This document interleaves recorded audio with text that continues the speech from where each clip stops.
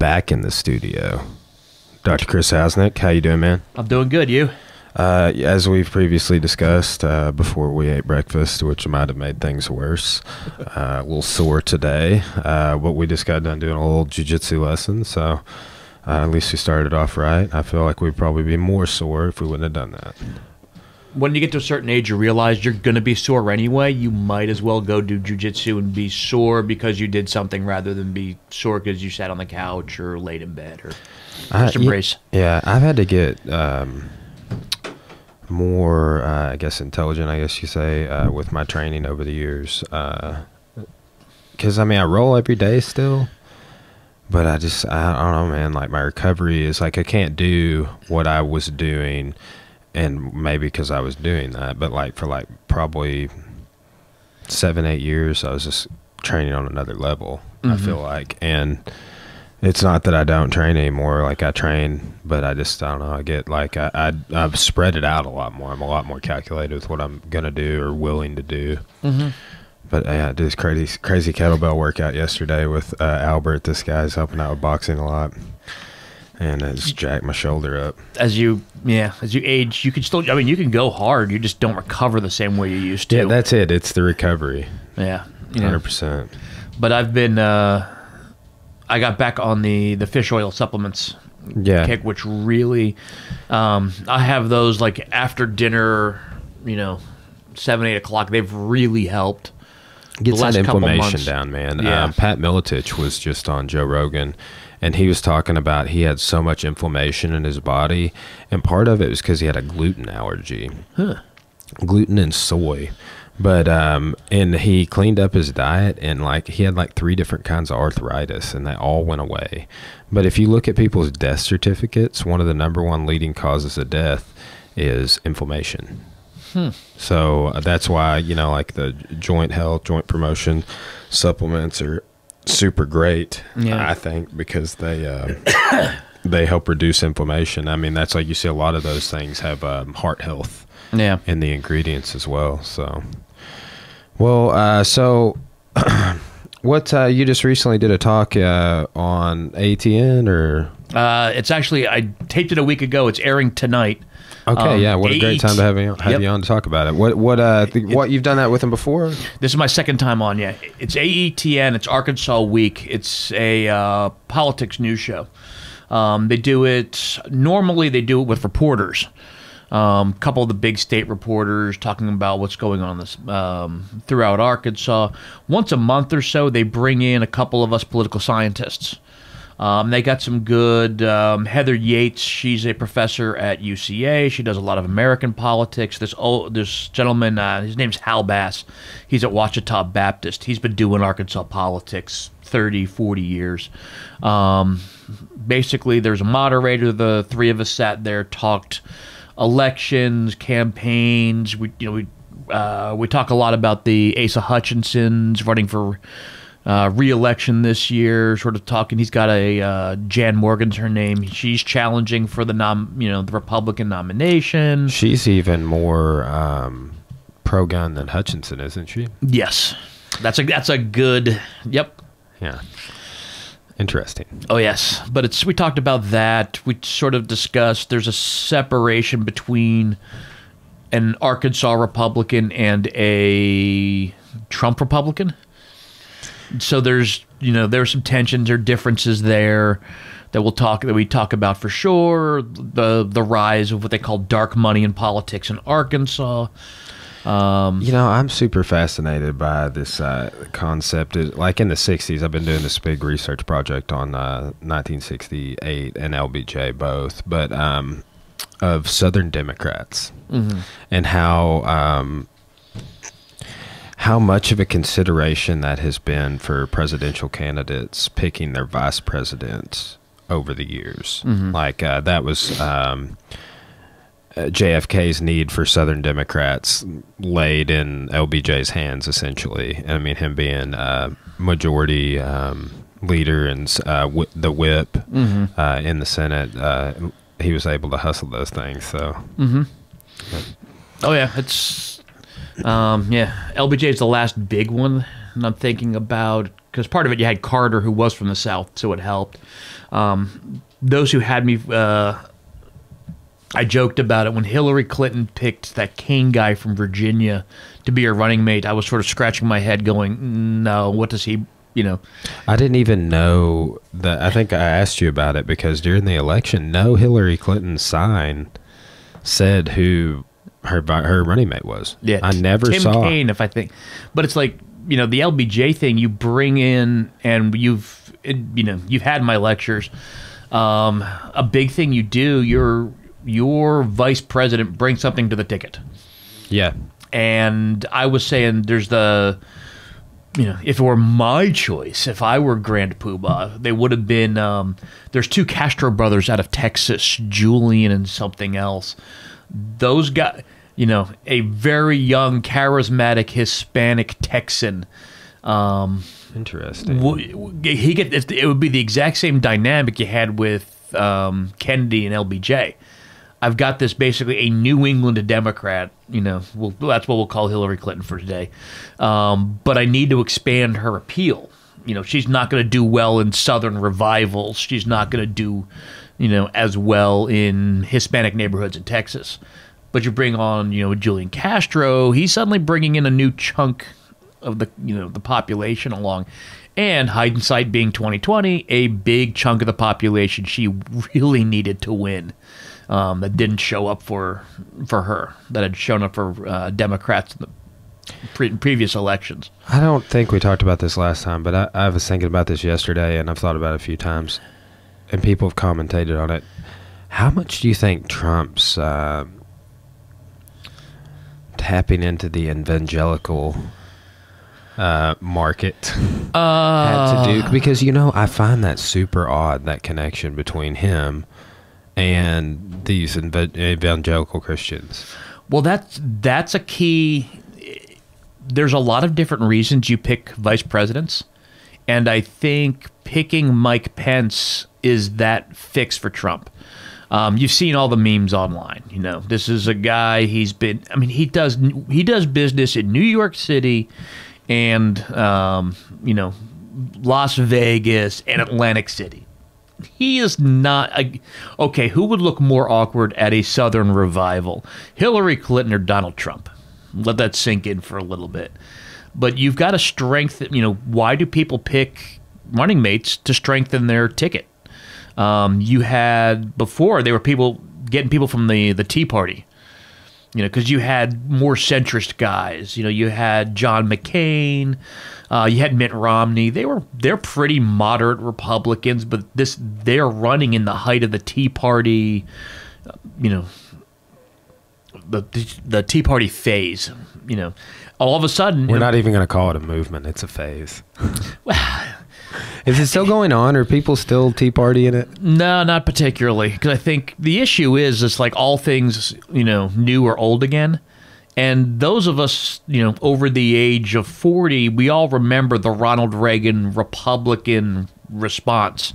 We're talking about trying to balance budgets, be careful of budget deficits. So you saw this group come up in the 80s, and especially after Dad Bush 41's presidency. It's like, we got to get back to balanced budgets and fiscal conservatism. Well, you wait 20 more years, and here comes Bush 43 and deficit spending, and here it is again. And they've disappeared. But at the time, they were a strong enough bloc that if they don't show up to vote, they're not going to go vote for the opposition. But if they don't turn out, you're going to have a really hard time winning a presidential election.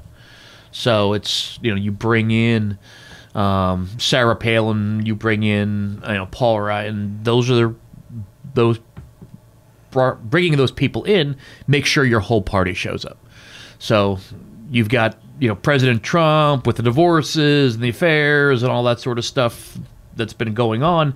Mike Pence is the sort of the poster child for the evangelical movement. So Trump just washed his hands, and Mike Pence just cleaned everything off. Well, I don't know that confession works sideways like that, and I don't know how many Well, people sure forgave the pussy grabbing. I mean, or whatever was happening.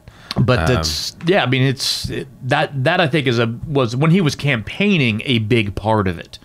All of a sudden, hey, he looks at his campaign, says, "Where am I weak?" And it's, Christian evangelicals are looking at the kind of things he said, the way he behaved. Well, and let me ask you this: like, do you think it's just a Southern thing? And this may have been you talking on it, but I heard someone say within the last week that maybe it could have been someone shared something. It was someone from, I believe, the department or someone that we both know, was talking about how the hitching of the wagon between the Republican Party and Christian evangelicals has been or is going to be or is becoming the downfall of the Republican Party. I don't think downfall. Somebody predicted it like 30 years ago or something is what the article I read was kind of, going into. Yeah. I see where they're going. I don't know that evangelical belief is the problem. It's evangelical tactics that may have been the bigger issue. Like, when you get into things of faith, these are not negotiable in the same way. And there will be some issue areas that are tied to faith that you're not going to compromise on. When you see battles over, abortion, for instance, makes sense. The issue that we've seen is when you take the approach you would take with, say, abortion, and you apply it to every policy area possible. Let's apply my no negotiations approach to tariffs, trade, other civil liberties and civil rights questions. When you take that my way or the highway approach, that's the bigger issue that I would see. I don't think it's necessarily the content of evangelicalism. It's not about their religiosity, but it's about the sort of mindset taking the rhetorical or debate approach you would with a hardcore religious idea and applying it to every possible idea. That to me is exactly what you're saying. That's to me is the bigger problem. Well, that's in a certain way probably leads to some level of extremism. And while you're saying, and I agree with you that it's not so much a belief issue, but I will say this, like I'm a little disturbed by this concept of mega churches, right? And like, for example, your pastor comes to work in a helicopter. You know what I'm saying? Yeah. But also, so like we're talking about applying religious ideology to political matters. I do think that there are some of these ministers that are these super, and I'm just going to say extremists for lack of a better way of putting it. If you think of a better word, let me know. But like, you ever seen that video of Benny Hinn just whipping the shit out of everybody with his coat?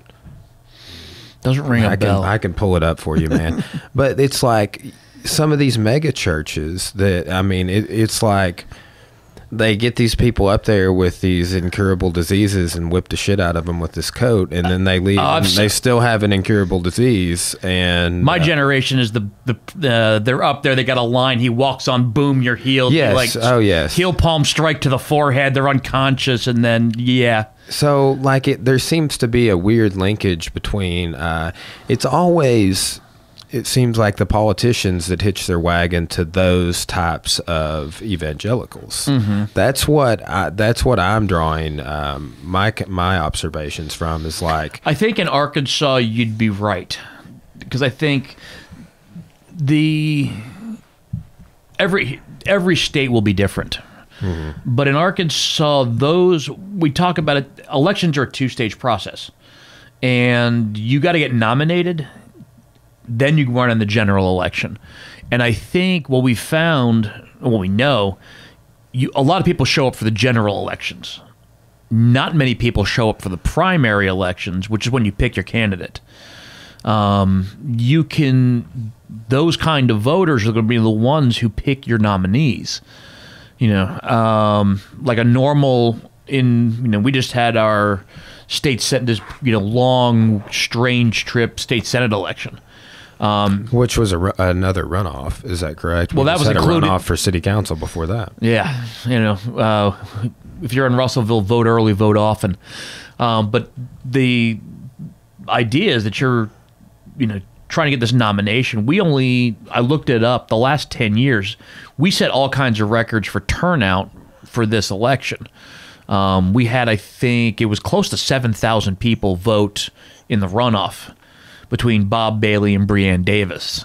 Normally, it was like 4,000, 4,500 for the last decade.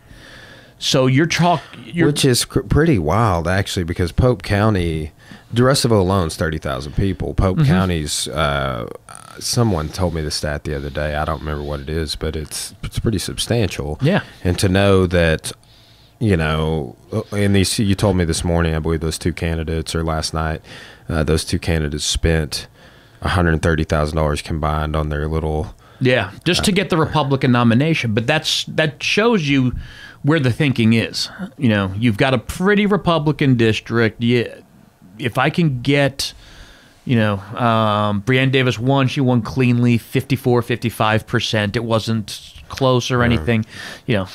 I joked Bob Bailey should be asking for a refund or a discount or something. $40,000 to lose is pretty good. Yeah, pretty good investment. But there's. I wonder how his backers feel about this. Sponsors, whatever you call them. Yeah, whoever they are. How are these? How are these candidates able to raise those types of funds without violating any? Welcome to the era of the super PAC. I think we actually talk about this on the show a little bit. There's unaccounted for money in politics. People donate all the time. Now, they're required to register with the federal government. They're required to register with the state government. Like, you can go on to the Arkansas Secretary of State's website, and this is where I got my information from for that campaign spending. And it will list, you can break down by candidate, where do they got all their money. And it will list da-da-da-da-da PAC, da-da-da-da-da PAC, etc. This has been going on since the Citizens United decision 2010. Basically, corporations are considered people. They have opinions. They can spend their money on candidates. We support this person, we support that person. The local election, which got us sort of interest, you have to provide some information for super PACs to organize them. A lot of the ones for Breanne Davis were very clear. They explained who's on their board of directors, what's their policy position, because that's all the Secretary of State website provides. And where they're located out of. Many of them were, statewide, somewhere in the River Valley, but it was very clear, transparent. Okay, this is this person's. Like, I think Asa Hutchinson has a super PAC. That super PAC donated. I think the max amount $2,700 to Breanne Davis's. When we looked at Bob. Yeah, well, we looked at Bob Bailey's. They had filled out like minimal shady information. Like, there was nobody listed as the board of directors for the super PAC. Is it shady when a super PAC's address is a P.O. box? So that's what we're talking about. They did the bare minimum that you have to do. They did it at the federal level, state level, and it's, you could just keep. That's the one thing I should look into. How much does it cost to actually create a super PAC? Well, because once you create it, you could donate money into it and donate it out as much as you want. But it's got to be several $100s. When I formed our corporation for the business, it was like $500 minimum, and then a bunch of other stuff after the fact of getting the operating agreement and stuff in place. We spent $130,000 on a Republican primary. I think we can find a few $100 to organize a super PAC and funnel some money. That's nothing. Yeah, exactly. But at the same time, I would like to see where those super PACs are, if they're paper entities or what have you, if there's real individuals donating into them or what have you. Yeah. But it's the thing about it is, like, you saw this at presidential levels. You know, you've had candidates having super PACs, spending money. Just all those signs. We've talked, Michael Lasseter and I talked about this on the podcast because he makes signs. He owns a sign business. And please tell me he made those some of those signs. I don't know. I don't think he did, actually. Yeah. Because there was somebody in his yard, like propping up a Breanne Davis sign or something, and it didn't look like they needed to be in his yard. So we're like, "Hey, dude, there was this person in your yard with a Breanne Davis sign." He's like, "That's weird. I don't have a Breanne Davis sign in my yard." But I guess like the wind had blown someone else's sign over in his yard, and somebody was like, "Well, it got it was crazy with all the glossy mailings we were getting." Because it was, I remember there was a week we got, 5 days, we got 4 different mailings, 2 from mass mailers are not cheap. No. Just those signs and mass mailers alone. I know $130,000 seems like a lot of money. It is a lot of money. Mm-hmm. That's, well, I mean, I think we paid less than that for the gym before we remodeled it. We definitely were way more in. We could buy the gym for cash and completely be free and clear, or we can get a Republic. And part of the funny thing is, you get to do this all. Whoever wins gets to do it all over again in 18 months or 2 years or whatever. Man. They're only filling the seat until 2020. That's crazy. Is that term limits or? No, it's a partial. Greg Standridge was his name. He passed away unexpectedly at, I think, 50. So they did the special election. Heart disease or something, or what? More than, I think so. But they're basically campaigning for the rest of his term now. So the actual general election for that seat's in May. So they will run for May 2018 until November 2020. So interesting. Yeah. This political process is fundamentally the same for state to state. I mean, is it not? I mean, are there different super PAC rules per state? Is it a federal? That's federally. I think that's the thing. Super PACs, as I started to, they were for presidential candidates, they were for senators, but they've gone down all the way. What we're seeing now, this is a state Senate race. They haven't gone local, but it's about as close as you're going to get. Mm-hmm. Now, I have to say, part of what made this funny is that this is a race all by itself. It's not in the usual. If this were, fast forward 2 years, if this were 2020, and they're running all, 17 Senate seats simultaneously, nobody's getting that kind of funds because, you've got 17 of these races going on all over the state. Just because you had this one all by itself, I think that attracted more money. You've these kind of super PACs and stuff are like, okay, we can spend money here, that sort of thing. Earlier, it's not like it's mixed into a bunch of other races at the same time. Yeah. Kind of see what I'm saying? Yeah, for sure. And just in my head too, I'm kind of like, it's almost like these, it kind of seems crazy for a politician to put, especially at this sort of a level of a race, but to put a lot of their own personal funds in a race, for example. I feel like Trump did that when he was running for president, put up a lot of his own money for this and that, or matched money. But I wonder how much of this money is almost like a lobby is coming from people that, hey, when you get in there, I'm going to need this, mm-hmm. and this is going to help me out, and I'm going to recoup my funds in this way, where it's, that candidate's tied to, not, for like almost like a bribe, I guess you could say, but I wonder how much of that goes on with these shady P.O. Box super PACs or whatever. I don't think necessarily it's quite as bad, sort of a tit for tat buying influence. I think you throw money behind people who will support you anyway. Like we have a lot of friends, through the gym, stuff like that, good Christian people.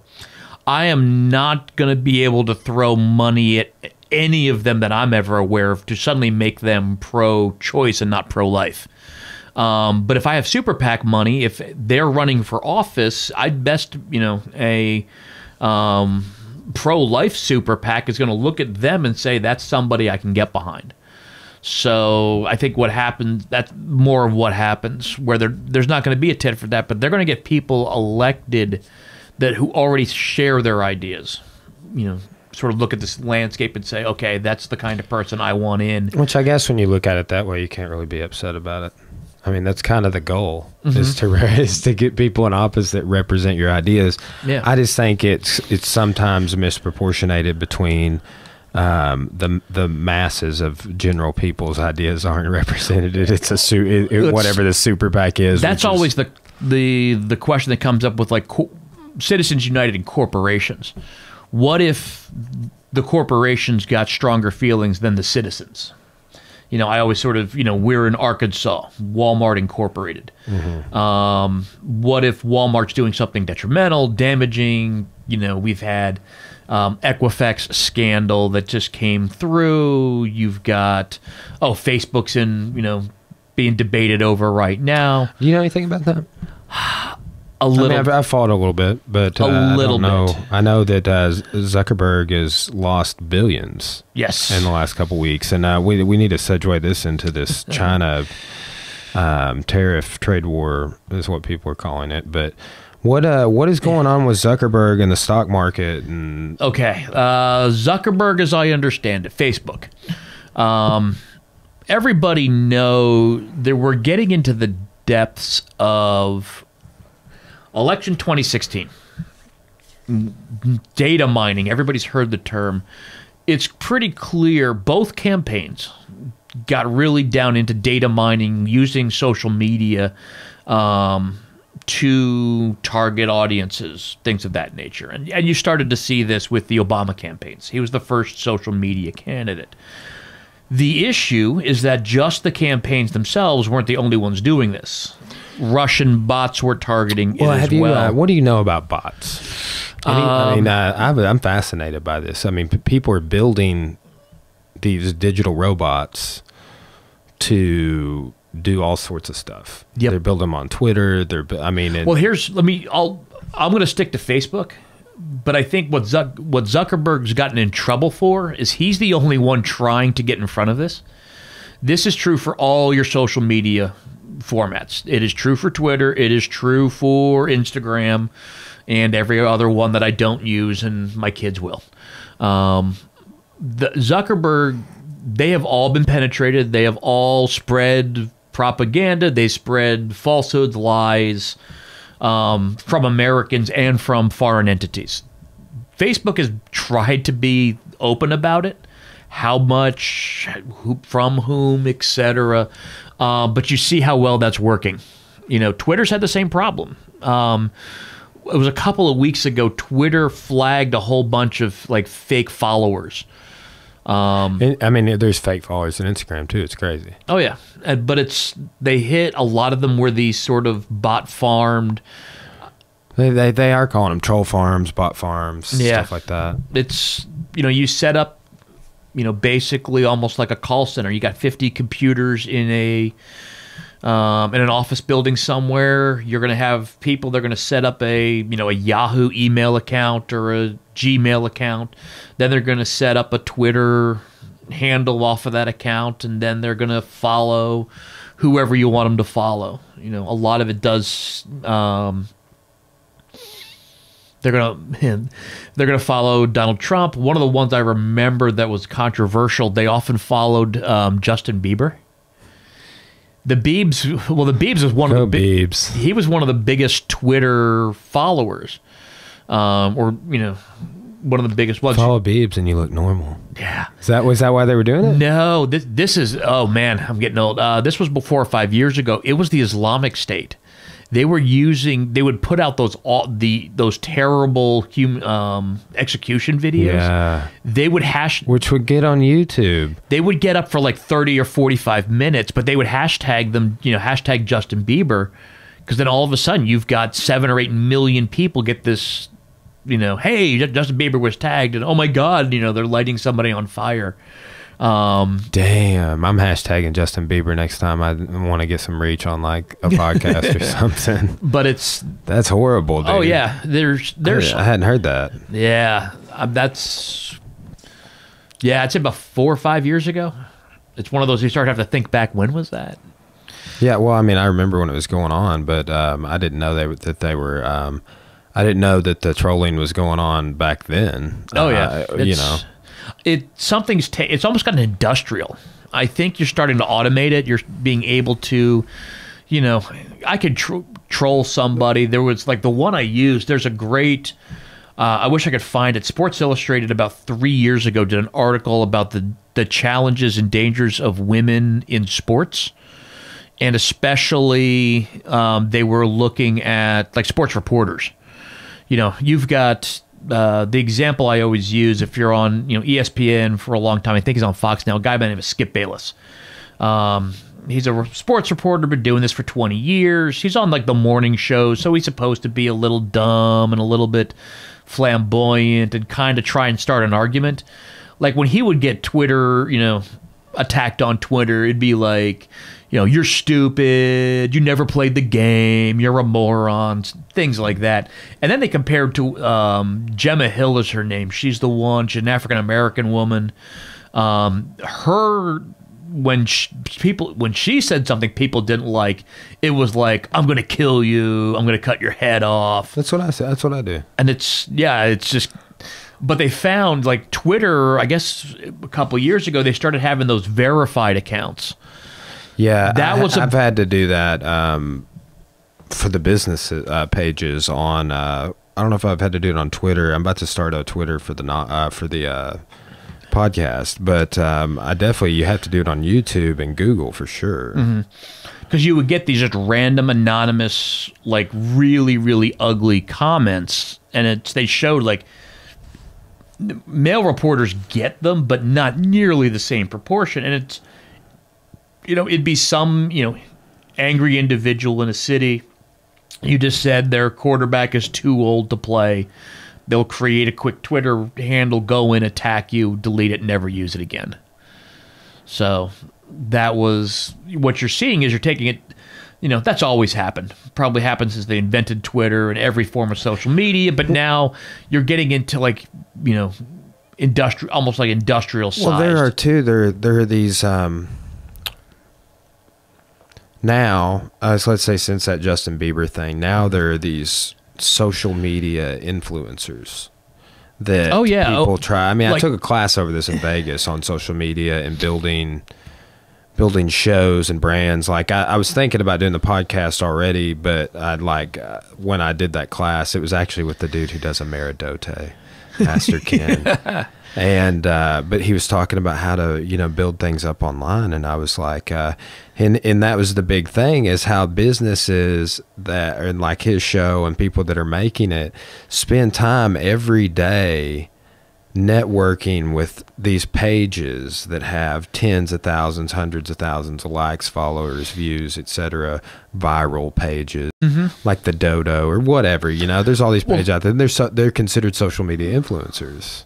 So, well, I think when you were talking about Zuckerberg losing billions, the one I was thinking of, I think Twitter and Instagram got hit in the last, say, 6 months. Some of the Kardashians admitted they don't use it like on a daily basis or whatever. Dude, I haven't used Twitter and Instagram in a while. The only reason I'm getting a Twitter for the podcast is so I can push, it'll automatically push out with a click from my podcast app. So I don't have to, I'm not actually going to go there and make tweets. Yeah. So I like a little more than 280 characters. At least they upped it. It used to be 140, right? Oh, yeah. Yeah. Yeah, at least they gave you a little more. So, crazy enough, do you know who Pat Miletich is? I mentioned him earlier. So, he's Matt Hughes' coach. Okay. In the UFC when Matt Hughes is fighting. And countless other people. I think he said he had 30 or 40 people that made it to the UFC, 92 televised fights or something, people who had televised careers. But he has a podcast It's a tinfoil hat type of podcast, conspiracies. I think it's called Conspiracy Farm or something like that. But they were talking about some crazy stuff yesterday, and I was like, dude, can we get back to talking about the because it's like he was on the MMA show, but he's like, oh yeah, no, I got a conspiracy podcast, and he's like, and I'm talking to Eddie Bravo about flat Earth later today, and it was just like, oh man, like, this is great. Keep it separate. Yeah, there's nothing wrong with that. You know. Yeah, definitely. Vent in your own. Well, and get it out so of your like when system. you come on a podcast, it's like we've started off the conversation talking about us training jiu-jitsu. Yeah, you know, it's just you podcaster, these free flowing. I mean, like obviously you're a political scientist. You come on, we're going to talk about some politics. Oh yeah, and no better person to have on than a political scientist to talk about those things with, because then I don't know, like this little layer of credibility. You get me and my buddy Colby in here talking about politics. We're liable to piss somebody off. So well, you're probably going to anyway. So you might just embrace it. And yeah. Well, so what's going on with this trade war, man, with China? Like when we went in to have breakfast, I saw right outside there's that newspaper stand right there, and there's front headlines on everything. You flip open Facebook this morning. It's at the top of the headlines. It seems to be on everybody, buzzing on everybody's mind. But I heard different things about it a few days ago, and then it was like, oh no, we're in a trade war. Well, we got so about 3 weeks ago. So that's about when I started following it. Yeah. So let me So this is about March 1st of 2018. So if we wind up, somebody watches this 5 years from now, they'll know what we're talking about. President Trump announced that we were going to tariff steel and aluminum. Now one of the things you have to take with a grain of salt or remember a lot is what he says and he tweets versus what becomes policy are often very different. Like he starts every country, everywhere, I think like a 20% steel tariff and 10% aluminum tariff. Well, policy changes over time, and now it's a lot of countries have been exempted. It's not everywhere. Canada is out. Mexico is out. The European Union, Australia are all exempt from his, sweeping 10% tariffs. Okay. But we sort of looked at it. So we're getting a little bit, protectionist, or protectionism's the idea. Trying to limit import, and this is one of the things we've talked about. When you study politics, there's some things that are pretty constant, and then all of a sudden you'll wake up. It's like, oh, we're in a whole new environment. Ever since World War II, U.S. has been free trade. Open up the borders, ship in a lot. Walmart Incorporated, every major corporation's built on these principles. But it started in the 2016 campaign. Trump definitely was protectionist. Hillary Clinton she wasn't as protectionist, but she did free trade. She was not into it as much as anybody. It's one of those. Where did this come from? For instance, they were negotiating this Trans-Pacific Partnership, TPP, trade pact. U.S., Japan, China, Australia, and a whole bunch of other Pacific Rim countries getting into another free trade agreement. That stalled, was basically dead on arrival. But you've had this really big change. One of the things I always stress is that politics is local. I think we mentioned this at breakfast. You liked having my classes, but I could take things on a global scale, on a national scale, and this is how it affects you in Russellville, Arkansas. Yeah, I really liked. It's funny how we were joking, because I now teach a college class, and we're joking about how students have the most bullshit that goes wrong with their lives and getting the papers in on time. But I remember, so one time I did have like some sort of weird word processor issue. Yeah. And like I typed my paper, but then like Some sort like it. I don't know what happened. Okay, here's. I got to ask you, as your former professor, you realize you are covered by FERPA. You do not need to tell the world about. Here is what happened. So you are waiving your FERPA rights then. So I emailed myself the paper. Like, so let's say I'm in here and I'm working on the paper. I emailed myself and I opened it up and I typed on it and then I hit save. But it saved to like a temporary folder, and when you're working on those network computers in the library, it caches out, I guess, like immediately. So there was no way for me to recover that save. So like I ended up turning this paper I'm referencing in late, and I ended up like coming over to you like crying about it or something, and you're like, dude, your choice of words, not mine. Don't worry about it. So thanks. But it was one of the coolest papers I got to do. And why it took me, I put effort into it because I actually had to get sources and articles, but it was a compare and contrast between gun control. Can we say that? Can we say gun control? We can say that. We read the rules. Definitely say it on audio, and we'll do a little thing about that here in a few minutes. But it was comparing like New York, D.C., and Arkansas. I can't remember. I definitely used a super like. Sort of, we're strict, but middle of the road, and maybe I use New York and DC as like super strict, and Arkansas is not strict, and I can't remember the comparison, but it was a federalism paper because we talked about every state will have different policies, different ideas, and you see them on gun control, abortion, gay rights. Well, this is you took it long enough ago. Gay rights.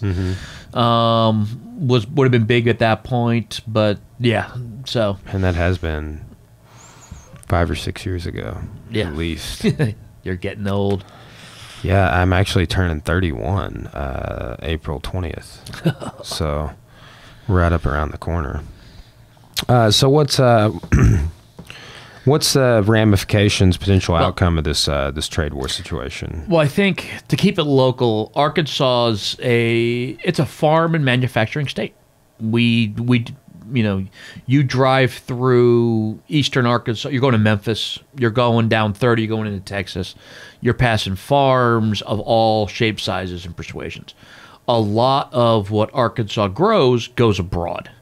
Arkansas rice goes to China. Arkansas rice goes to Canada, goes to Mexico. Walmart basically gets everything manufactured in East Asia and then ships it in. If there's tariffs, that's going to drive prices up at Walmart. That's and if what happens, the worst case scenario, if tariffs get bad, all of a sudden Arkansas doesn't have a place to ship all its agriculture products. They will rot in the fields. They'll rot in warehouses and silos. Which has happened periodically throughout. I think when what's obviously happened during the Great Depression. Yeah. But did that same thing not happen when Nixon took us off the gold standard? I know there was economic challenges when we did that, but I don't remember. I remember the farmers were hit. I don't remember exactly. I need to look into that because I was just reading something about it the other day, and I was like, "Well, this is interesting." That will be the worst case scenario. But you heard people when we were just doing this tariff steel and Europeans. The Europeans were being very surgical. They were intentionally going to target. With retaliations, places that would hurt presidential and particularly Republican strongholds. They're going to make sure the president's supporters know what the president was doing. Like the Europeans were going to tariff Kentucky bourbon.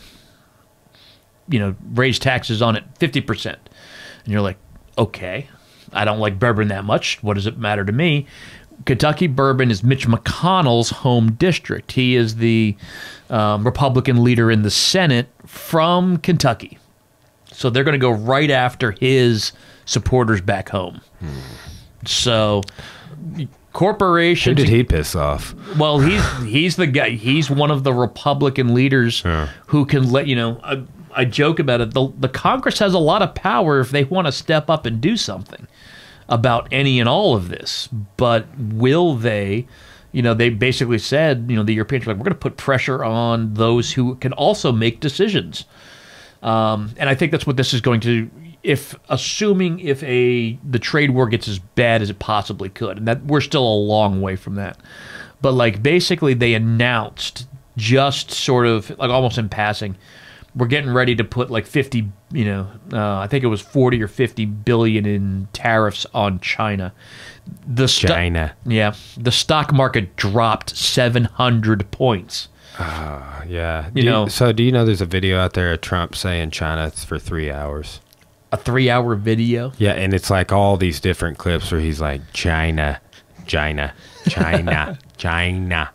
And it just goes on, but it's like clips from all these different interviews and media from like all throughout Trump time. Just recently, before 3 hours of Donald Trump saying China.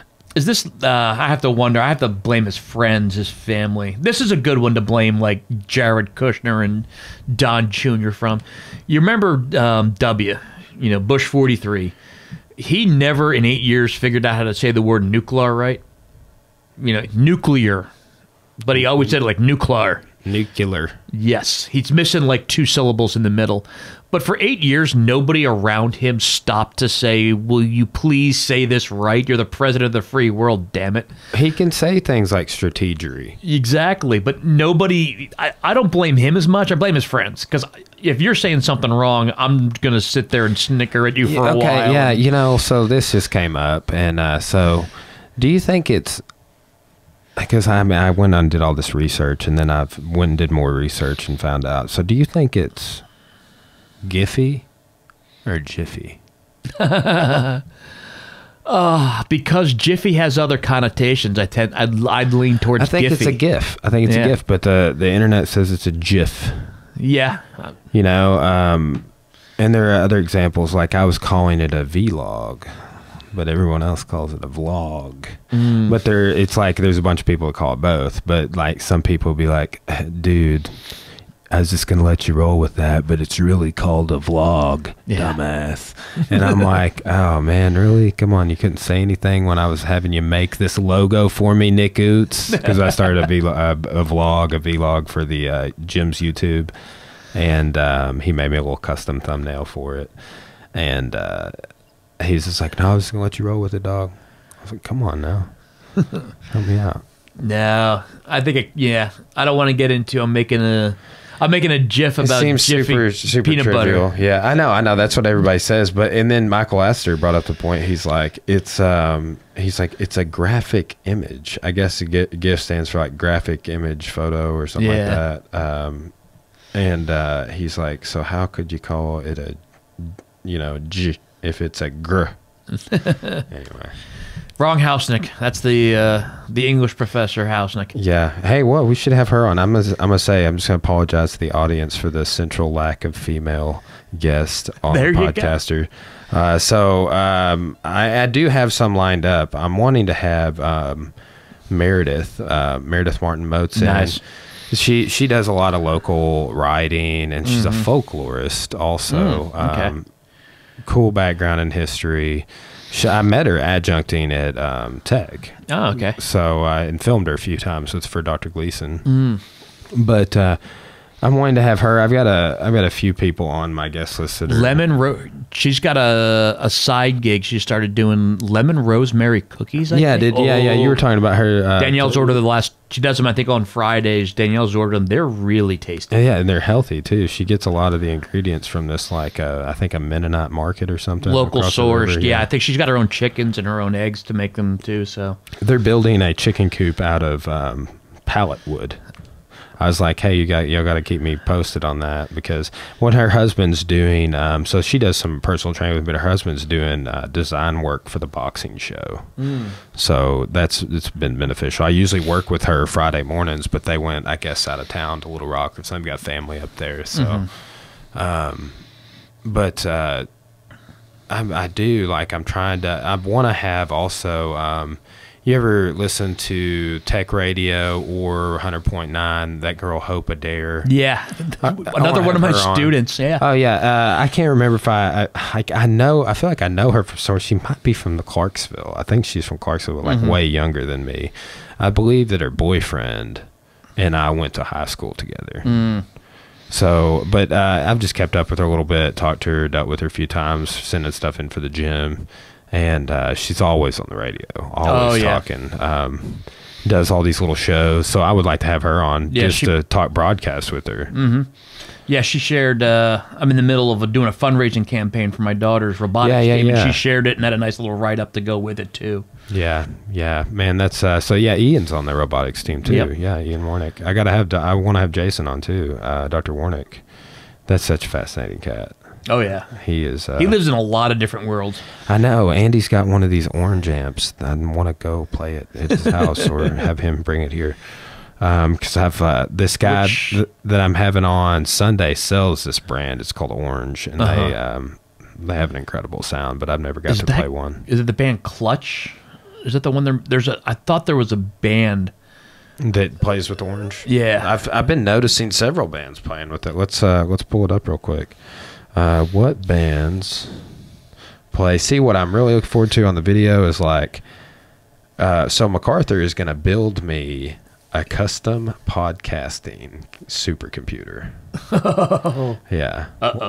So what I'm wanting to do, and I don't want to have any issues with it in terms of the processors, like I'm getting a custom processor, 16 gigs of RAM, 4 terabyte hard drive, huge ass tower, cooling system.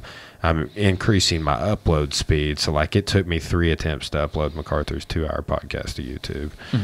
And so I'm going to work around that. And that's going to allow me to do, so like, for example, I'm going to use a TV as a monitor, and anything that I pull up on the monitor will be a screen capture on the video.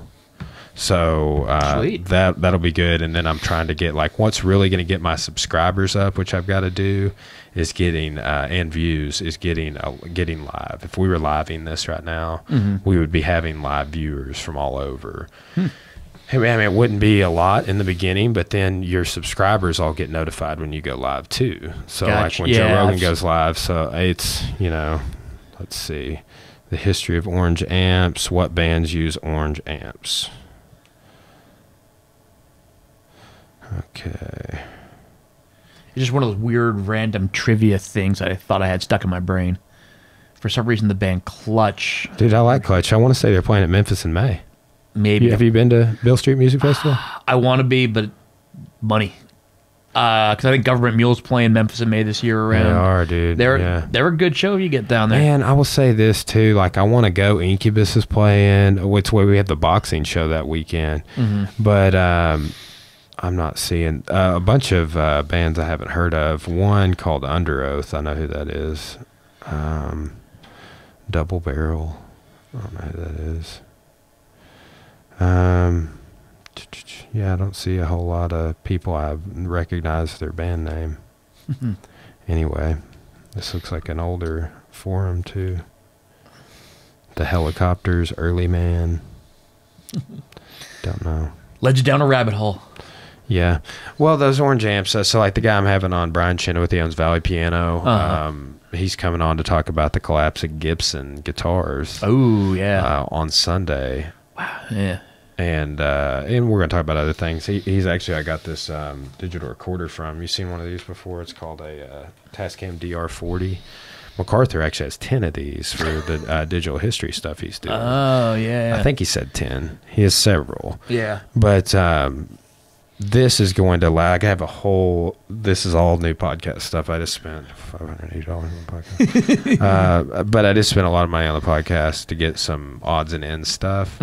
So the next evolution is getting my own computer in here with a big tower. I'm just going to set over there next to the mixer, run everything through the TV, get a wireless keyboard and mouse. And this will be, instead of recording into this computer, which is what I'm doing now, we're recording into this. Got you. So I think it'll be super beneficial.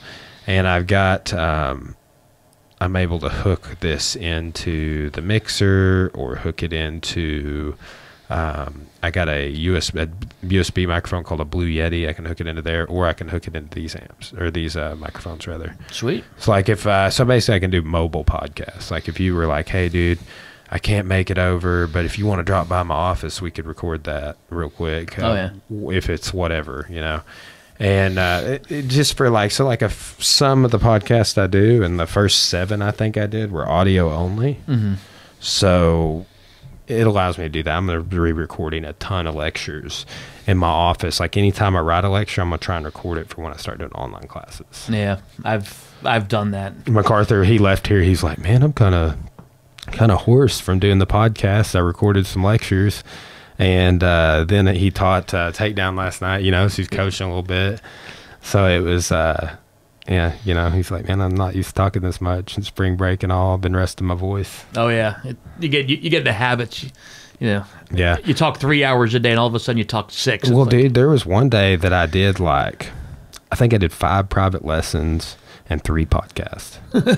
And all the podcasts are like an hour and a half or something, but I did 3 on a Friday, and then a lot of times I have 3 private lessons in the morning, and then I'll have like maybe 3 in the evening. So I usually do kids in the evening, but I've just been working with some extra people and stuff. And it's funny, last night I had the guy, I had a package of 3 to do with him this week. He's on spring break, and I did 2, and he's like, hey man, my back's a little sore, I want to rest tomorrow. So like quite literally, I think it's because of the last day of spring break, but like everybody canceled today. 4 people canceled today. So actually 5, because I had another kid cancel. So that's like, I got to check with Patrick Tucker. He's on outage. Nuke Park starts tonight, so I bet he's not coming in.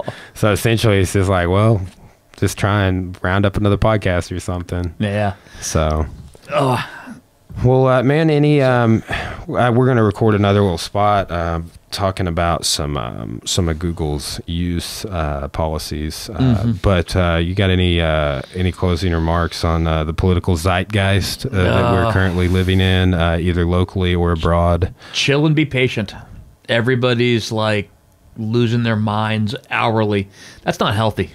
It's not, man, and that's just, I think that we remarked on social media for quite a while, and several times, several different ways, and I think it's just, some people get so wound up in it. Like every now and then I get goaded into like a comment war with somebody, you know, and then it usually always escalates with us being friends and me putting that Ron Burgundy meme. Wow, that escalated quickly. Yes. But, you know, I think that this, like the globalization of how information is right now, new media, and how fast we can all see what's going on in this fake news epidemic, and there's so many things that are getting people. It's constant and unfiltered. I think this too. A lot of people don't know what the Red Scare is. No, but I think this is the 3rd Red Scare. Putin just won re-election.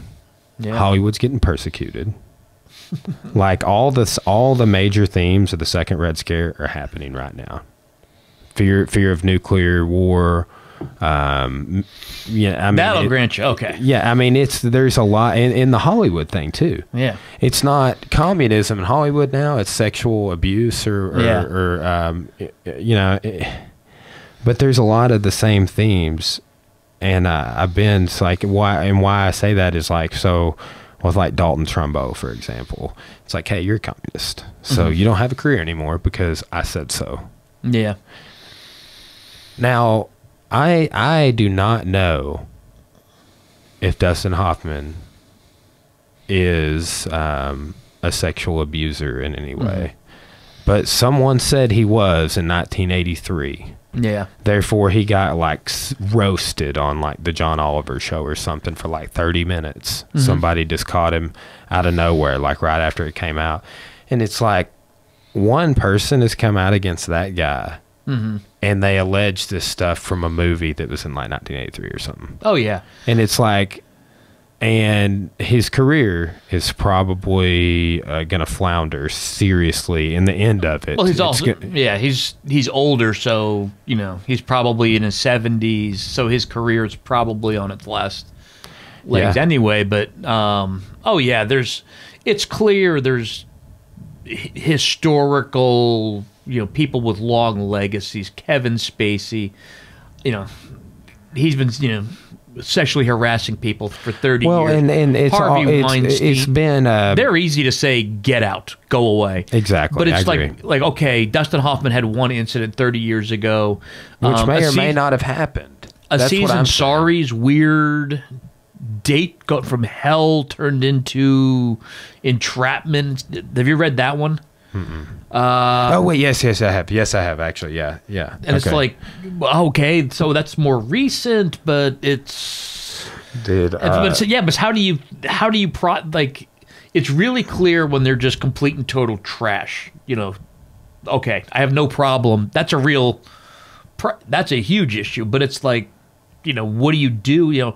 Aziz Ansari's probably 40-ish. Yeah, I think he's 40. Yeah, you've got one incident. I don't know if he's even said anything about it, but what's going to happen for him in a year, 2 years, 10 years?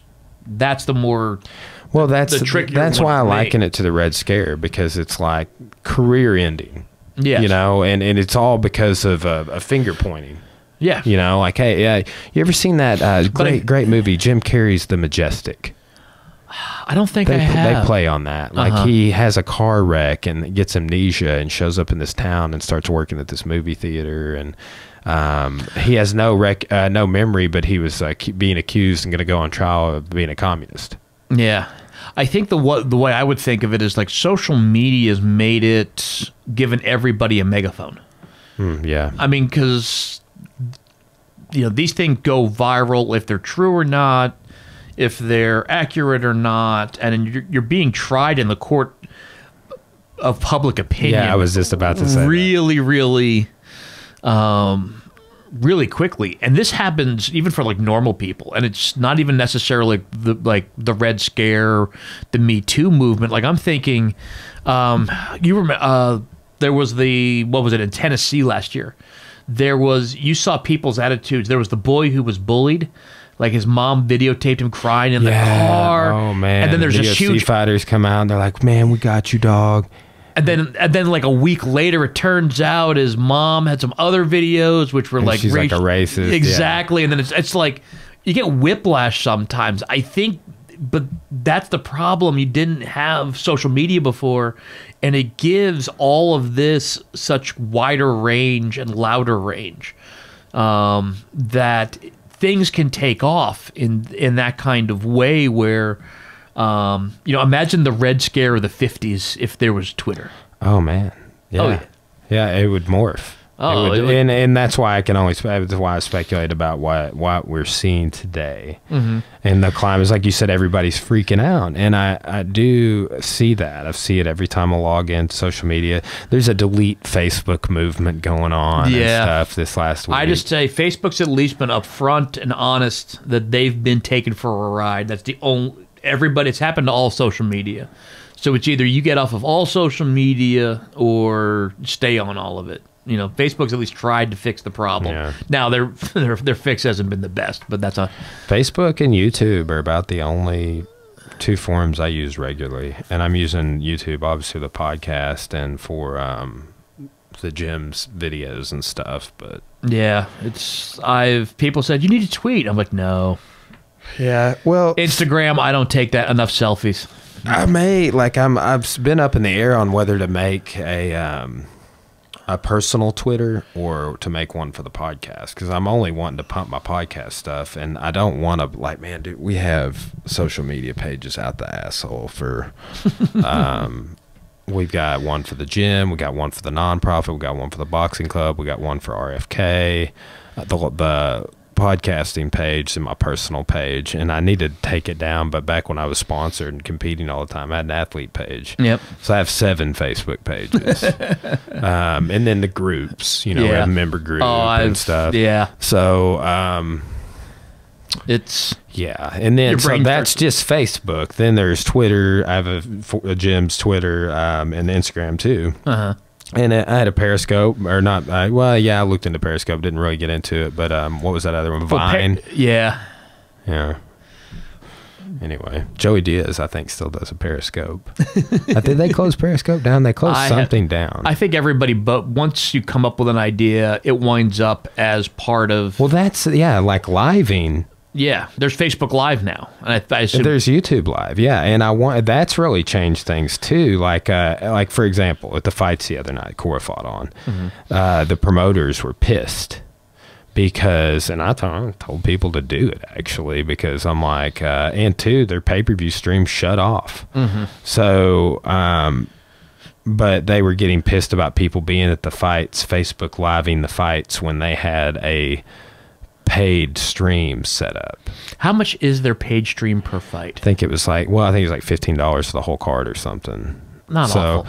Not awful, but it's the same thing with Flow Grappling or all these other sports. I don't think, like, Flow Grappling was a good buy because it was $20 a month, and it gets you just get it for right then if you want, and it's worth it. For what you're going to get, in a good jiu-jitsu month, you're going to get 2 fight to win cards.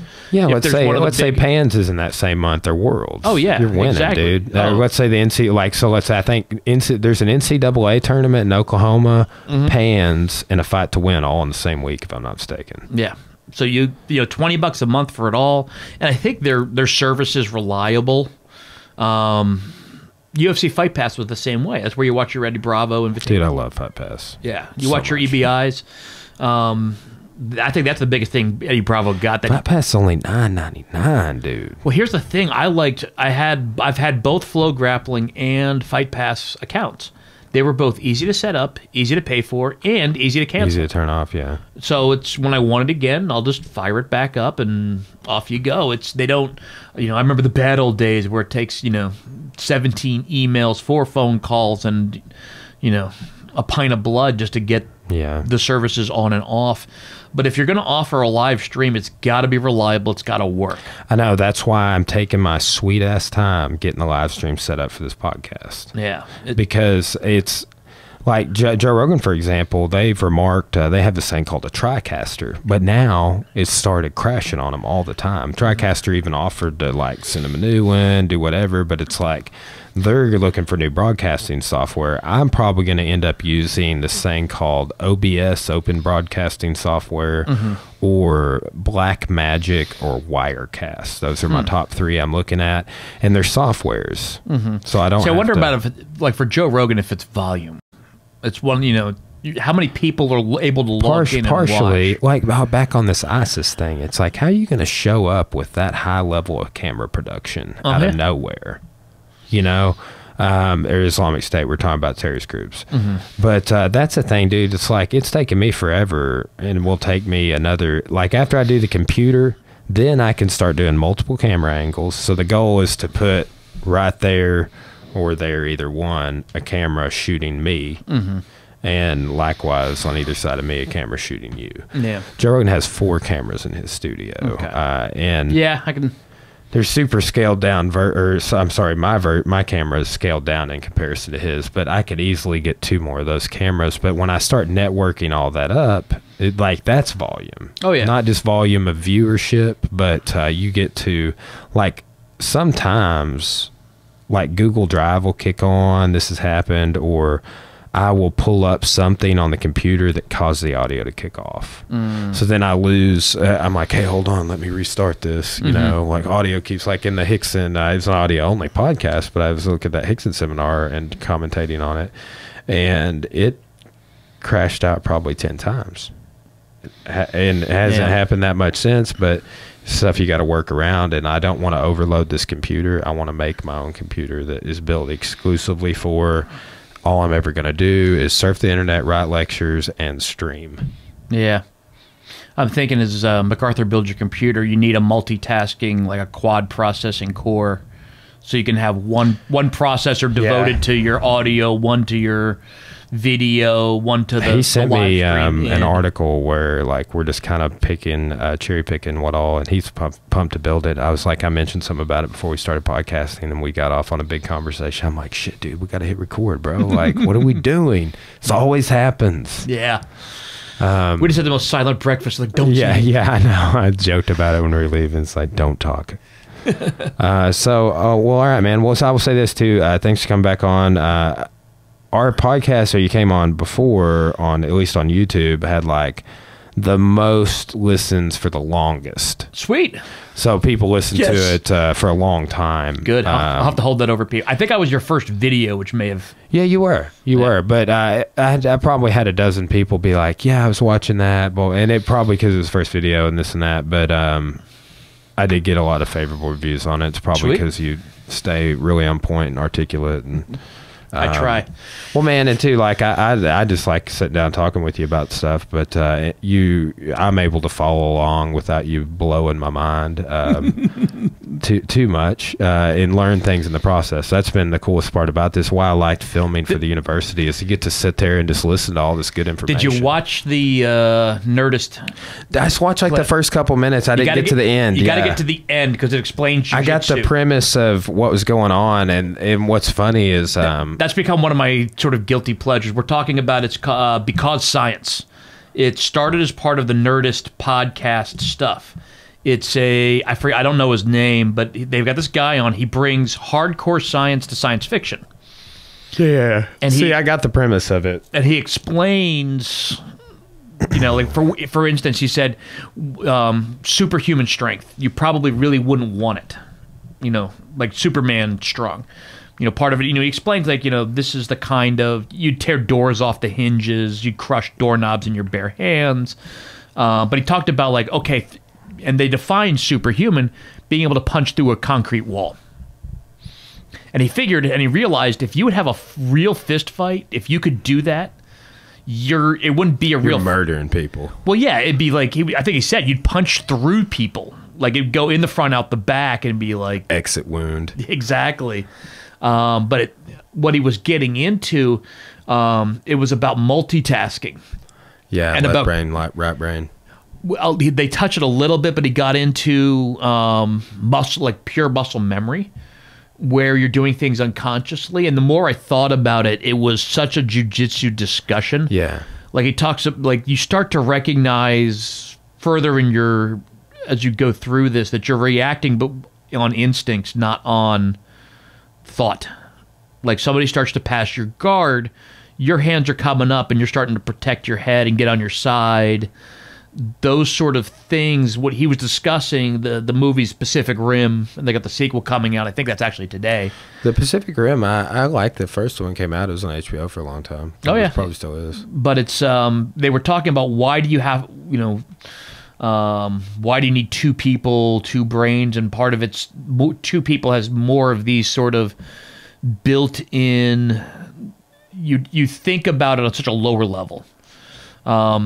Here's the example I always throw out. How long do you teach people to punch and jab and jab and jab some more till it's like unconscious? Dude, we did a whole class of jabs the other day. We're probably through 1,000+ jabs. We did them in patterns. I'll have to look around to see if everybody's left shoulder's hanging. Yeah, no, there were some people that were like that. Luckily, we did a little. But switching. You do that, like the example there's a show. Whose Line Is It Anyway? The American reboot. They brought it back on ABC, and they would bring on celebrities for like, a little bit here, a little bit there. They had Layla Ali on. And that in the ending credits, they have him read the credits and do stuff, and they had him like getting ready for a fight. And it shows Layla Ali. I mean, she's been retired. She's been done boxing probably for a couple of years. But she's shadow boxing, and guess what? Those hands are up at her face. She's throwing and complete rotation. It's like, that's the kind of subconscious thought. You may not have thrown a punch for so long. You're on television with 4 comedians, and you just cannot throw it any other way except properly. Yeah. And when I was thinking about it from a jiu-jitsu perspective, at any point in time when you're just doing something simple, like trying to pass something simple. When you're passing somebody's guard, when you're a white belt, you're conscious. You might be doing 50 things simultaneously. There's all your body positions, all my body positions. What's different as you progress is parts of that are now subconscious. And you're really focusing down. And I was thinking about it from the fight game perspective. All right, so I'm going to put a fighter in the cage. They're going to be, do I want them still thinking about how do I throw my jabs and crosses correctly? Or do I want them thinking bigger strategy, when to switch takedowns, how's my pacing going? You want as much of that knowledge buried, subconscious, that they don't have to think about it. Yeah, that's and you can look this up. I'm going to look more into it. Joe Rogan had a Muay Thai champion on yesterday, and they were talking about this concept called hookah law. And I guess it's a Thai concept, but it's basically the mental side of fight training. It's the being able to get out there and get it done. They're talking about how a lot of fighters have panic attacks in the locker room. That Joe Rogan said you get dwarfed by the moment. And so you basically, they're saying that they've been in enough locker rooms, seen enough fighters warming up, that you can watch fighters warm up and almost know who's going to win. I mean, I'm pretty... and then there's a different podcast, but Pat Miletich was saying that there was times where like the Matt Hughes Frank Trigg fight, that he was so stressed out about coaching that fight, he had to lay down for 30 minutes. You know, and I'm gonna tell you, man, Cora fighting the other night, I was so jacked up after that fight, I had a headache, and it wasn't even from yelling in incessant amount. It's just super stressful when, you know, your wife fights. Oh, yeah. And also, I mean, it was just such a weird fight, too, because that girl is super strong and not really a striker, but was a jiu-jitsu blue belt, and they were like, oh, no, we want this fight. So yeah, it was just why? I've had questions. People have asked me, why did they seek this fight from Cora? Well, because, I mean, and he can listen to this, that girl's coach is a dick. And as a matter of fact, he tried to pick a fight with me at the weigh-ins. So he was like, I fight too, you know, we can fight tomorrow. And I'm like, dude, you're an outsider, and I don't give a fuck about you, bro. Like, you know, like, here's the deal. For the first time ever in all of Cora's jiu-jitsu tournaments and all of her MMA, kickboxing, Set 5 kickboxing fights, and MMA fight, she missed weight by just a little bit. And they showed up an hour and a half late. And I'm like, well, we could have showed up late and actually made weight. And they missed weight too. Neither person came in, but they were 2 pounds apart, which was in the agreement. So it's like, well, we're not cutting weight because you got here an hour and a half late. And coincidentally, the last time I cornered against this guy was when he first moved here, and he was at this place, a UFC gym in Northwest Arkansas. And he had just moved here, and he cornered, and their fighter missed weight by like 12 pounds or some crazy shit. It was that girl Evelyn fought. And not only that, that girl had like 13 fights, and it was Evelyn's second MMA fight. But is this the arm Evelyn fight? No. Sorry. So Evelyn, this girl that we had that fights at our gym, she broke a chick's arm in a fight. No, the chick was not trained properly, and she broke her own arm. So, well, and what you could say about this girl that Cora fought, she wasn't trained properly, and her coaching staff led her to slaughter like a little lamb. Well, what's the first thing you teach somebody? How to fall. Yeah. Break, fall, break, fall, break, fall. Well, and don't catch yourself. Same thing for that girl that Evelyn fought. It's like she was a traditional martial artist. She did some sort of traditional jiu-jitsu style, and I'm not talking shit about that. But, dude, it all comes down to training methodologies. It's like that's what this Pat Miletich podcast is so cool, because they're like, back in the day, there was Pat Miletich and Lion's Den, and that was it. Now there's AKA, ATT, Jackson Winklejohn, Team Alpha Male, Muscle Farm, all of these places that have this training methodology on strength and conditioning, on recovery, on sparring. But to me, that's all subsidiary to the mental. Like, how many times, you know, I know Drang has brought it up a lot. You know, you get in that round, you're a brown belt walking into that mat. I'm a blue belt or a purple belt walking into that mat. You give me about 3 or 4 minutes into that match, I'm tired, I'm gassed, I'm a blue belt. Yeah. If I tell people that all the time. If I'm doing a no submission, no time limit, you can be about 20 minutes. I'm a white belt, but that's part of what you're going to do is you're going to go to the most lizard ingrained items you've got left. Primacy and recency. That's what I tell people. Yes, it's primacy is you've just drilled it so much you cannot forget it. It's second nature. I don't care how tired I am. I'm going to go into my windshield wiper pass. I'm going to go pressure, and I'm going to go to side control, and then I'll have a heart attack and die. But it's that idea. And when you're thinking about, like, he brings up the idea of baseball hitters hitting 100-mile-an-hour fastballs. Yeah, you're making decisions before the ball's left the pitcher's hand. And I think it's the same thing in jiu-jitsu, where you just know you've done this so much, you're already firing. You're not planning 7 steps ahead, but your instincts are firing the first 5 steps. It's one thing for jiu-jitsu. And that's why, like, I have little respect for this coach, is because they didn't train this girl to strike. And not to discredit this girl's jiu-jitsu, but it's like Cora's a senior purple belt. Yeah. Like, it's going to be, like, Dring's probably going to move her to 4 tips. Like, I don't know if he will. Like, I'm going to put her down to go from 2 to 3. But if she goes from 2 to 4, the thing is like, they're like, well, they just believe that this girl who's been doing jiu-jitsu like a year and gave her a blue belt is better than Cora. And they put all their eggs in that basket. And so, like, on the mental side, they somehow brainwashed an intelligent person, an athlete, somebody that's going to be on American Ninja Warrior, to think that they could hang. And, I mean, Cora put her in a fucking omoplata in the fight. It's like an MMA fight. Somebody told me that she actually fully landed an omoplata sweep in an MMA. And I'm like, and then so, like, that girl that got out and then illegally upkicked Cora, like, the girl had no business being in there. She's not worthy. Yeah. Like, I mean, a decent opponent. Was this her first fight? That was that girl's first fight. And it's like, it's Cora's. I mean, and look, we took a mismatch fight when Cora fought in Legacy, but it's like, here's the thing. Cora's a purple belt in jiu-jitsu. She's a brown belt in judo.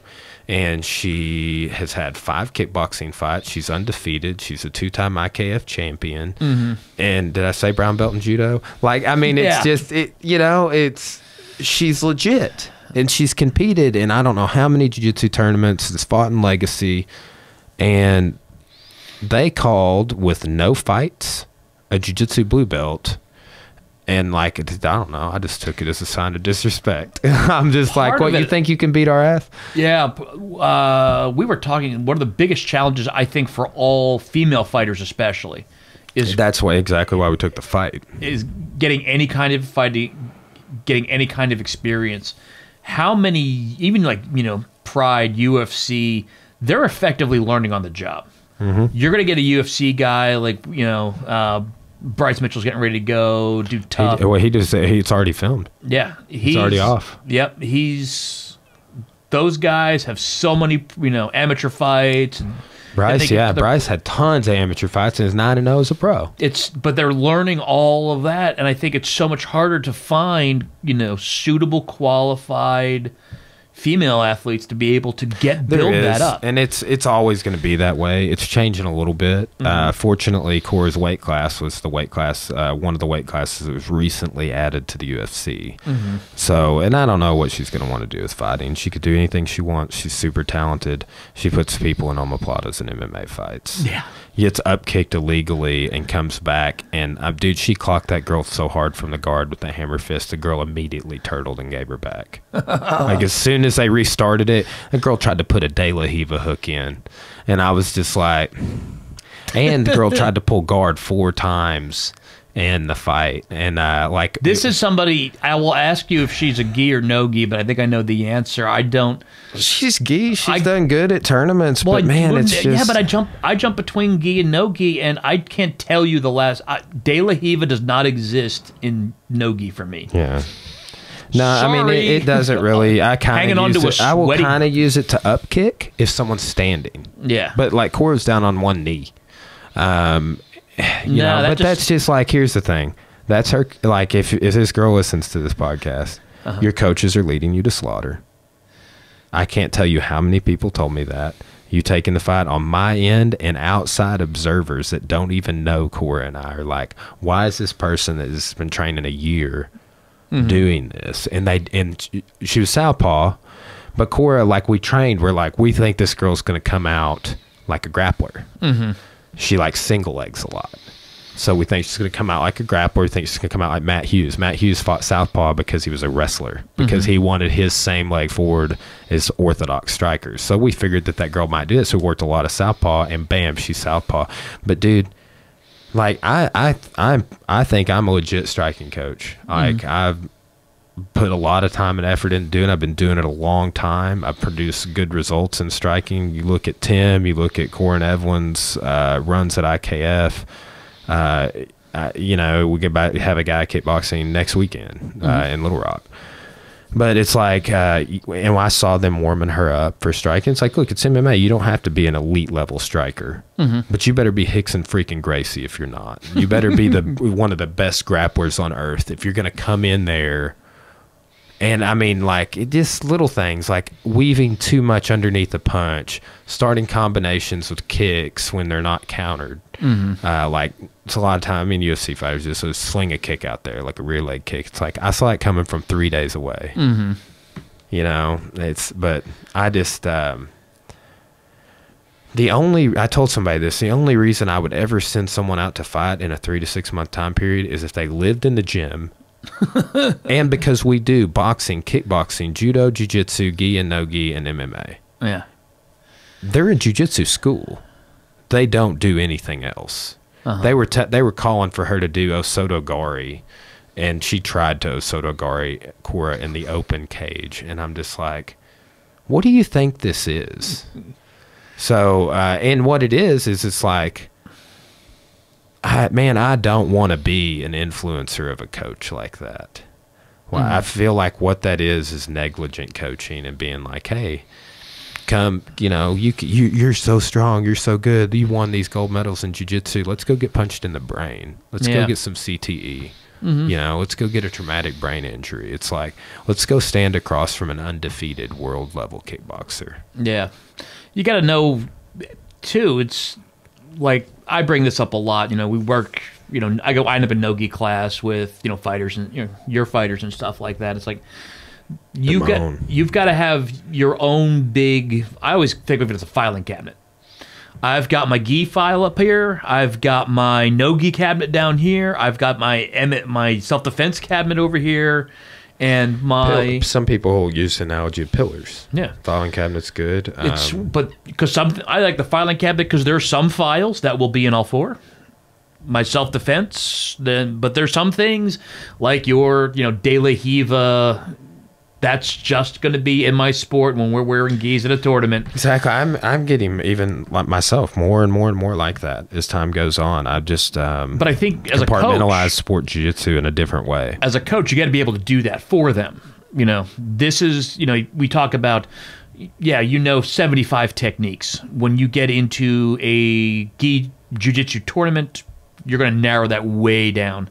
And that's a coach, to me, who didn't do their fighter a solid. You know, Osotogari is going to be really, really hard. It's not that you can't get it, but it's going to be really hard. Yeah, because nobody's going to let me arm drag and get shoulder to shoulder in that wide clinch and pinch the arm. And I don't know 100% the rules of Greco, but I feel like you could legally do that throw in Greco. But I feel like I've never seen it. Well, you know, it's like I don't know if I've ever seen a no-gi Osotogari in in a no-gi tournament or an MMA fight. Not saying it doesn't happen. It could happen. But what are the odds? I mean, you're going to have like a really good over-under clinch, and as you're getting it, they're moving back. I mean, dude, I've loaded that throw 10,000 times probably. I mean, like, dude, especially ever since McMillan's been around, it's his jam. Yeah. You know, it's like Dustin Filya loaded Osotogari 100 times last night, and it's like, they don't even do judo at that academy either. So it's like, fortunately, we have time we set aside just to work on judo. And it's like, and I do teach judo and jiu-jitsu too. So that's because I want my people to have that well-rounded takedown, wrestling, judo, leg lock, it doesn't matter. It's like you got to be. Jeff Glover put it this way. He's like, this is not Brazilian jiu-jitsu anymore. It's mixed grappling arts. It's sambo, wrestling, jiu-jitsu, judo, all combined in one, and it's awesome. No greater time to be alive in doing this. Oh yeah, but it's to help your people out. You've got to know what's going to work. Why you do stuff the way you do. You know, you just can't say, okay, yeah, go. Soto Gari is great if you've got lapels to grab a hold of and sleeve controls and I mean, there's something to be said for coaching your athlete to do things that they're good at, and maybe that was one of her big time throws in sport jiu-jitsu or whatever. So it might work or whatever, but it's like I could never throw Cora. I mean, she's my wife, but I could never throw Cora across from somebody that I was not confident that she could whip their ass. You know, and it's like, let's say they had a little bit of an edge, but it's like, that's why I've just been on the path of trying to cultivate people. It's like, if I have a fighter that's like Judah, he's got great kickboxing. He's great kickboxing. And whenever I start kickboxing with him, he starts landing kicks, starts checking my kicks. I'm like, oh, I'm a boxer now. And you are not. So I start boxing him, and I start out landing him. I get on the inside where he can't launch kicks at me. He starts getting timid. So it's like I force him to be a fighter. He's not. Yeah. That's a big part of, well, to go full circle, you having the knowledge of, that ingrained knowledge of both boxing and kickboxing, you're able to sort of, okay, I've only got my brain processing powers down. I can look big strategy. Well, and I can say to someone like Judah is like, hey, Judah, man, keep talking about how you keep noticing that I box you when you start doing well against me in kickboxing. It's not even necessarily that you're winning the round per se, but if things proceeded that way for a duration of a fight, I see that this is a flawed strategy on my part. So why don't you come to boxing class a couple of times before your fight? And the fact that we can provide that, I don't know a lot of academies that have an amateur boxing. And then, too, so it's like I'm real big on, like, and some of the other people don't get this, but like Tim, for example, I never say to him, hey, Tim, why don't you come to kickboxing? Why don't you come to MMA? Why don't you come do some jiu-jitsu? He don't want to do that? That's fine. And I think that's part of it, too, because he can be the best boxer he could possibly be. Yeah. Laboring under his current undertakings. And I tell people this, it's like I don't use kicks to set up takedowns, and I don't use kicks to set up clinches. I, however, do use punches to set up takedowns, and I do use punches to set up kicks and clinches. So boxing seems to be the sort of touchstone for mixed martial arts. You take somebody that is a high level, like Olympic caliber wrestler, or a boxer, or both, and they're unbeatable. I think boxing and wrestling's it's an unbeatable combo. Yeah. Well, I think I can really see it. I mean, I think I got my black belt test for Caleb coming up next weekend, and a lot of my stuff is set up from a tie clinch. Like I learned I did not do any wrestling until 39, and basically all mine's been no-gi grappling, stuff like that.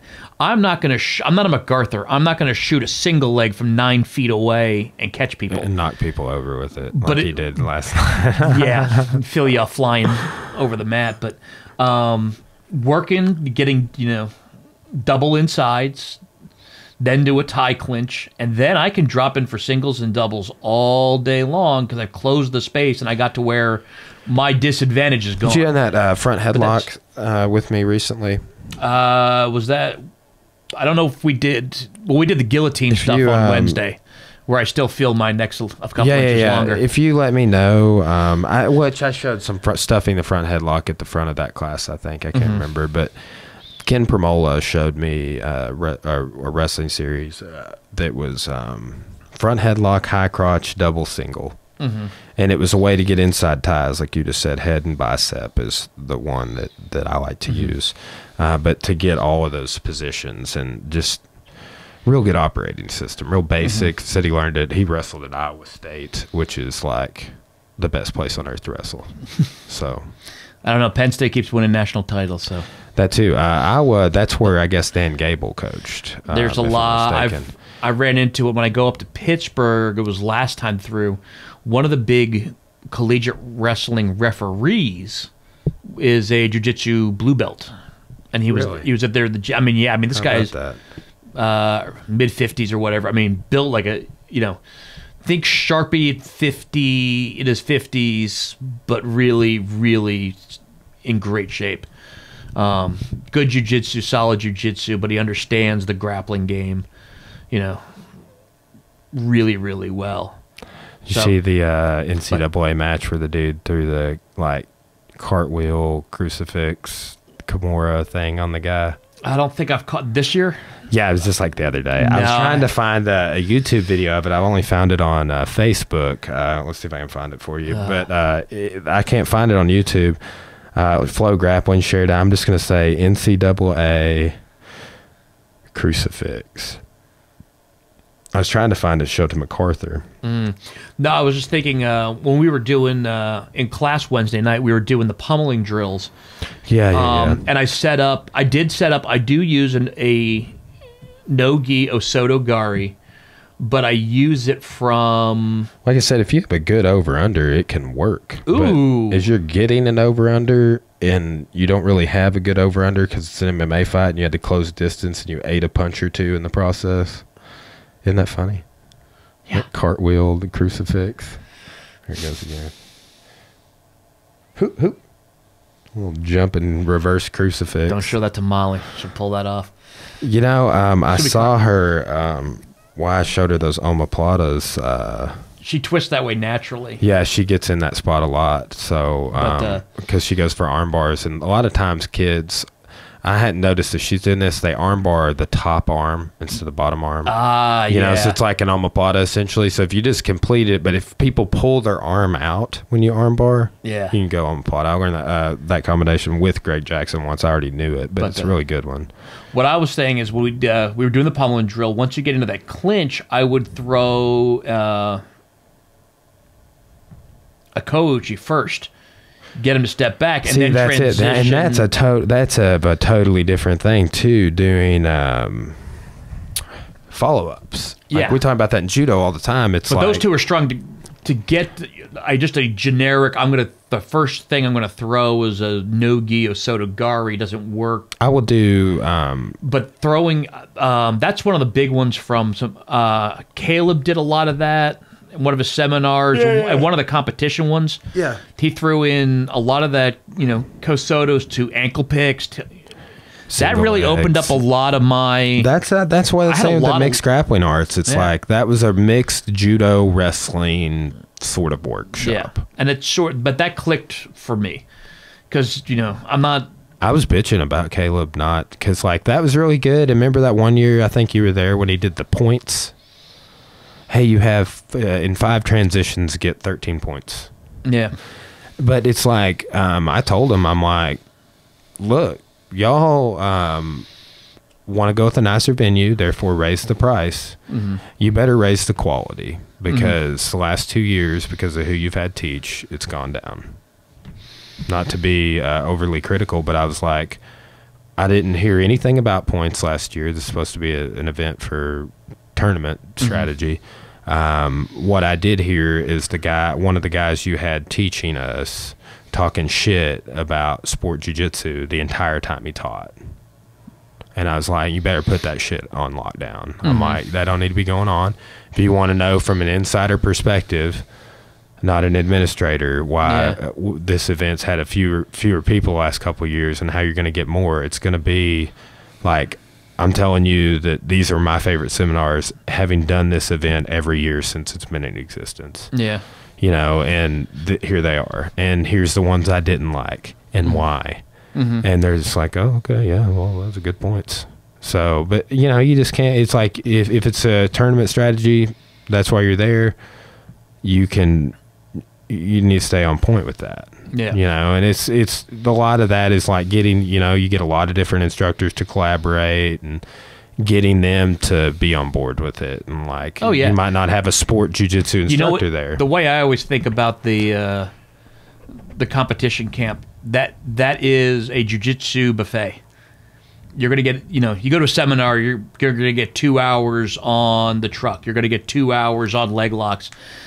Here's 45 minutes of some, we'll do 45. The one guy does 45 minutes of judo. I mean, good hardcore judo. Caleb throws in, here. Which I think is so important. Like that can benefit all competitors because, as you know, sport jiu-jitsu guys pull a lot of guard. Oh, yeah. But so it's like, let's spend some time on takedowns. That's on point. But I think it's one of those, I think getting those little bits and pieces more often, I think is something I really wish you could pull off, do more. Having like 4 30-minute blocks from different perspectives with a common theme, like, the sport jiu-jitsu theme, that to me was much more interesting and eye-opening because you start getting these different ideas, parts of your game.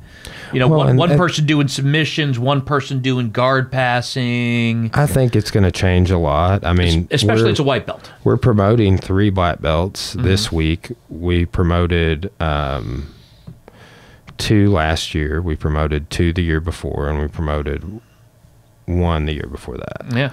So, and I don't know if we'll have, we shouldn't, I don't know who will get promoted next. It shouldn't be anybody for over a year.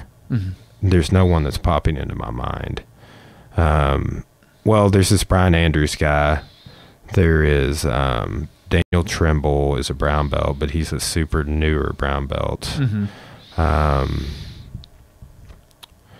Andy Threlkeld is like a couple of tip brown belt or something. Yeah, there's you. Yeah, well, I'm getting promoted tomorrow. Oh. So, yeah.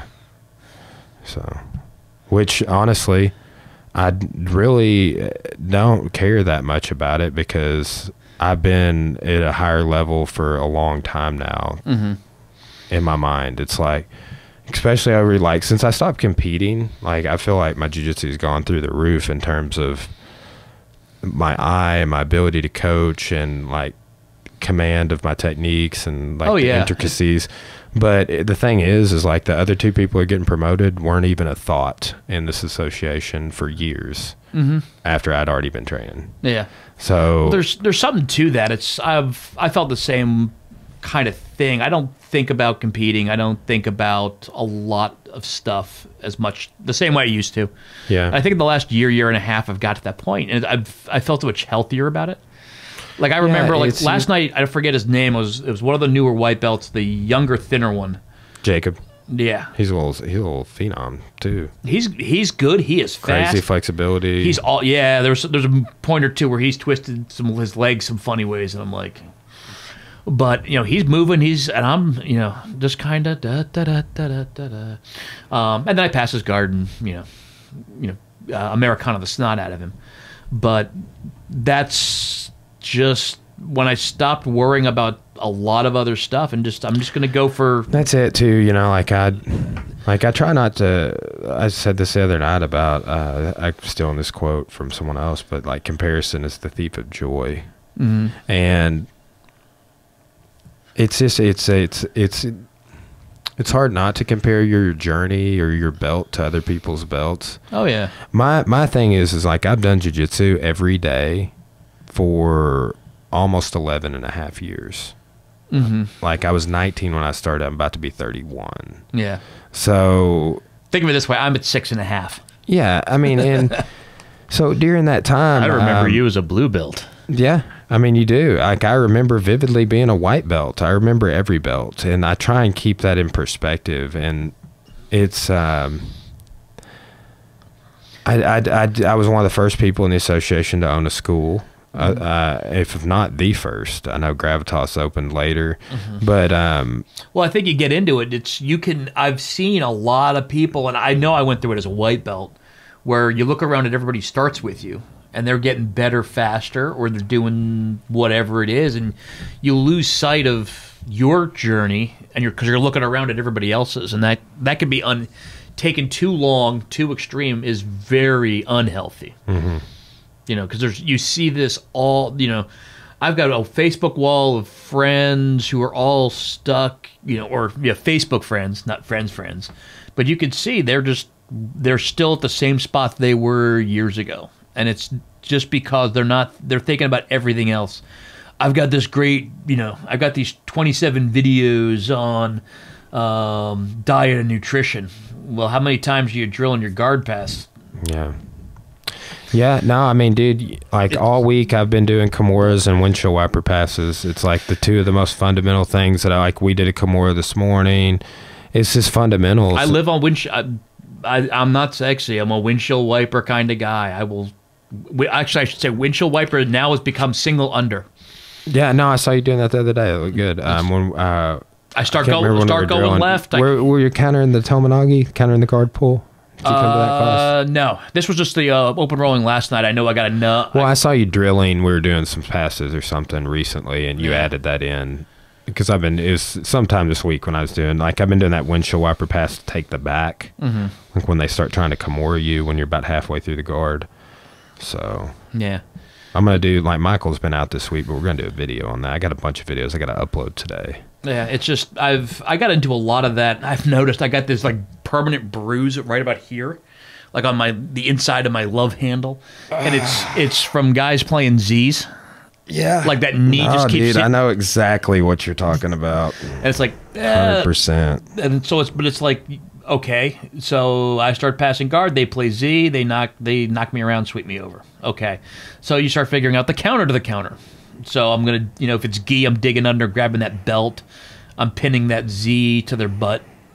Yeah. The prayer feet in that position make that cramp down so tight. I remember the first time, right on that hip bone. Yeah. But it's always, the journey's the journey. Yeah. Well, dude, let's go ahead and wrap this up. You want to give a little plug on your AETN? Do you know a website or anything people could watch that? I know AETN has a YouTube channel. They will eventually get it up to YouTube. I'll try and if you when I see you share it, I'll try and share it on our social. Perfect. So the actual broadcast I think is 6 p.m. Arkansas time tonight. So I would say by this time next week they should have the YouTube version up. Cool. The other plug, if you're friends of me on Facebook, I shared my daughter's robotics team. They're going to Worlds. She trains. A lot of the skills they needed, and not like robotics skills, but teamwork. Going to practice. Getting, it's easy to be, I'll sign up for the robotics team. Yeah, but you're not doing the extra hour every Thursday. You're not getting up. They went to a competition in Bentonville, just like you're going to a grappling tournament. Mm-hmm. They were up and meeting at school at 5:15 in the morning. That is, yeah. I mean, and it's I think I talked to Ian about it too, and it seems like in the page, it seems like they're all feeling rewarding, like a reward out of the activity of being a part of that team. Oh yeah, but it's like you and I work together to teach a lot of the kids class, a number of the kids classes, and honestly, 3/4 of what they take from kids classes is in the martial arts. It's being able to understand the practice, trying to get better, a little better every time. Well, communication, too. Communication, embracing, we talk about embracing the grind. They started practicing in October, and here we are getting into March and April. They've done, my daughter, it's called a STEAM presentation. Their project is about how robotics and automation help the elderly. It's literally a 5 or 6 minute presentation. They have probably done it dozens of times. And it's like they just know it and they know it. And when they bring in people to ask them questions about it, they've heard the questions, they're ready for it. But it's a lot of the basic skills, even just as weird as it is, standing around. We went to a competition in Bologna, finally got to go to one. They were supposed to do these presentations between 8:30 and noon. 1 p.m. is when they finally got to do it, just like a jiu-jitsu tournament. Man, I'm supposed to be on mat 4 at 9:30 a.m. I hate oh that, hell, man. it's I had to coach 11:30. the last jiu-jitsu tournament. I coached for over 12 hours, dude. It was ridiculous. But it's the same, and it's just like chorus fight. You don't get a do-over. You're going to get your 13, they get 10 minutes. The world's competition is going to be the same way. They're going to be there for 2 full days. They're going to get their 10 minutes to do their presentation. You got to, when your time comes, you got to be ready. And that's what they learn, coming to martial arts, doing testing. If it's rainy outside, if you've had a long day, you still find a way to, get up there and do it. So that's why that's the other plug.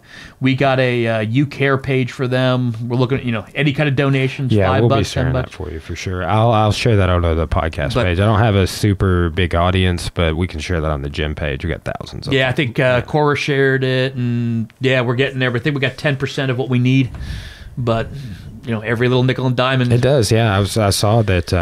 Cora you're getting close to $1,000 or something, right? Yeah, we're getting you need there. like 7. Yeah, hotels murder you. We're talking about this, like taking a. Text me the link if you can, and I'll put it in the description of this video. Perfect. So that'll be helpful. I could put it on the Podbean too, which means they'll go over in Spotify, Stitcher. So I mean, it's crazy to think, but I get listeners from all over the world. Like I guess like YouTube's like, we're gonna serve an even slice of these 10 views over the whole world. And then you're going to get another this many views from your organic shares and social media and stuff. But yeah. This is an actual world tournament. They've got teams from all 50 states. They got people coming from international, Japan, and places like that. So it's going to be Japan to Kentucky. Exactly. Excellent. All right. Well, right on, dude. Appreciate it. We'll talk to you soon. Yep. You need to use the restroom or anything, man? I think I'm all right. I'm probably still a couple of quarts dehydrated.